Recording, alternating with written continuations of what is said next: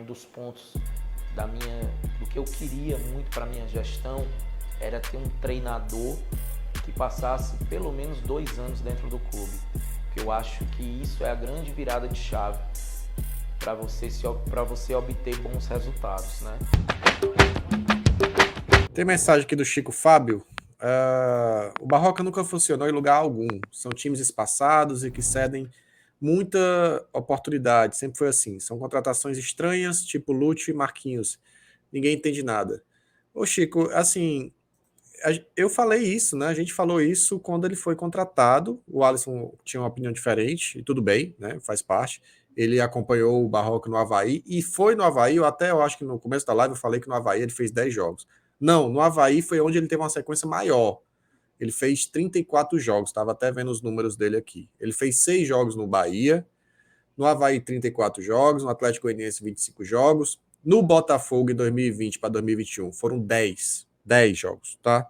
Um rendimento horroroso lá que ele teve no Botafogo, nunca mais ele vai voltar no Botafogo. Pelo menos tão cedo. No Vitória ele fez 9 jogos apenas, então é um treinador que não tem muitos trabalhos longevos. E quando o João Paulo fala, e aí é bom a gente sempre destacar, o João Paulo deu essa entrevista, mais uma vez, né? Audiência rotativa. Vamos ser justos também. Essa entrevista do João Paulo foi antes do jogo de sábado.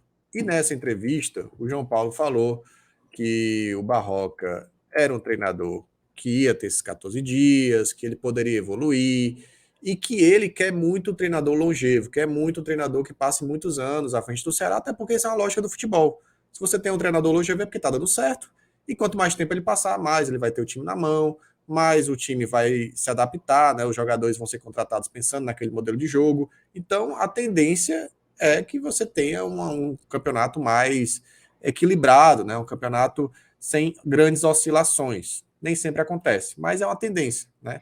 É raro no futebol brasileiro, mas quando acontece, você tem times mais sólidos.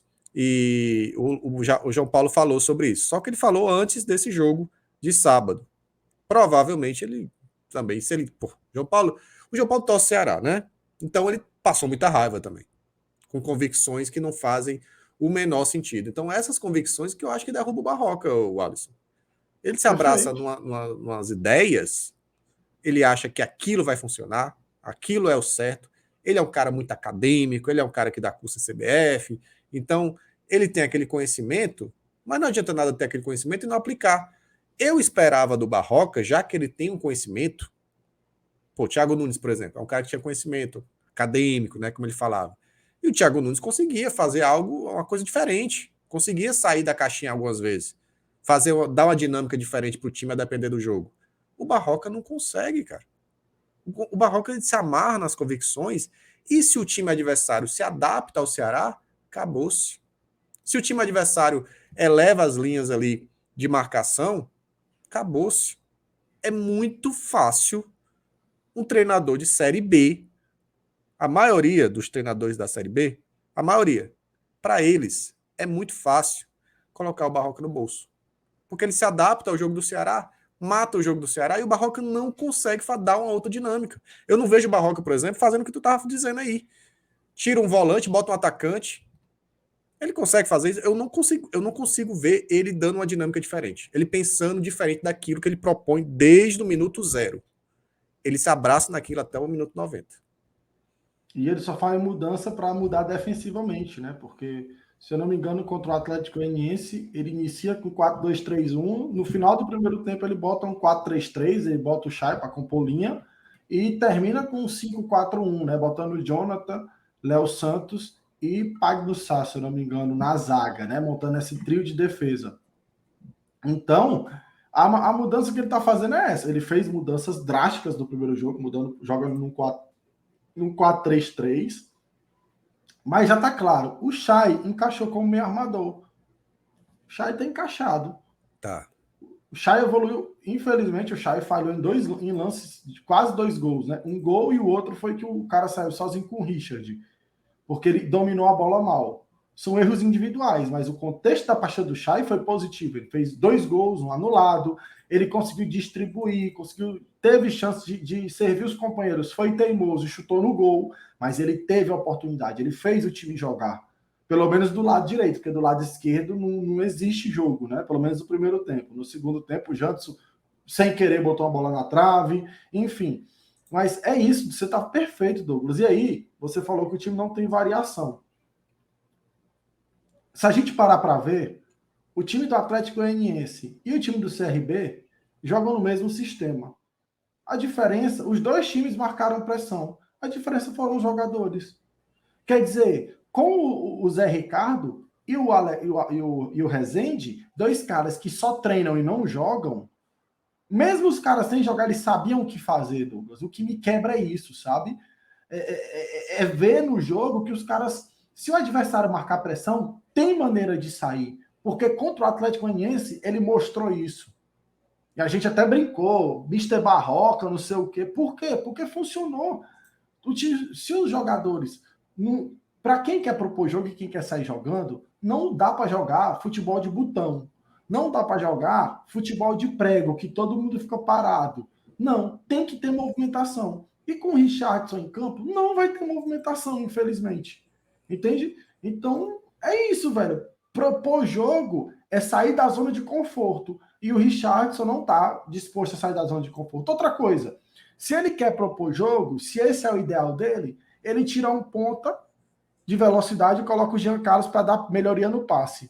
Só que na defesa ele deixa o Thiago Pagnussá, que é um péssimo passador. Ele se contradiz na própria escalação. Perfeito. É isso. É algo que não dá para entender. Se ele quer propor jogo, por que diabos ele não usa as peças corretas para propor jogo? Tanto que, ora, né?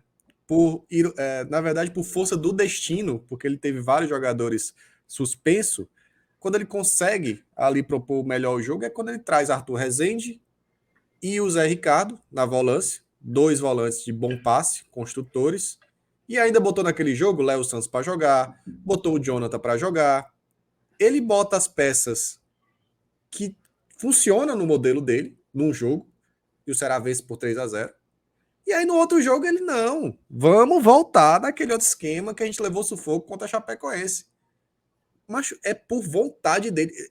Cara, é isso que é impressionante. É por livre arbítrio, por pura vontade dele, colocar um time que não encaixa com o modelo, macho.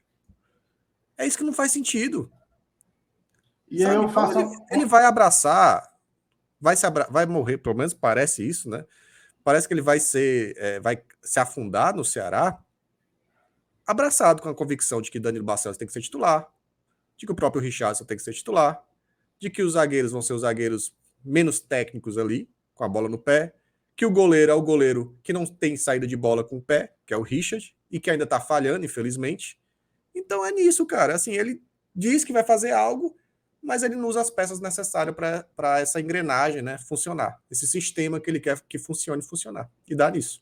Fala galera, você acabou de assistir um corte aqui no BPR, então já sabe, né? Deixa o teu like, compartilha com os amigos, se inscreve se não for inscrito ainda aqui no Bora Pro Racha e pode ficar ligado por aqui que tem muito mais assunto sobre o Vozão, tá bom? Então fica ligado, bora Vozão, bora pro Racha.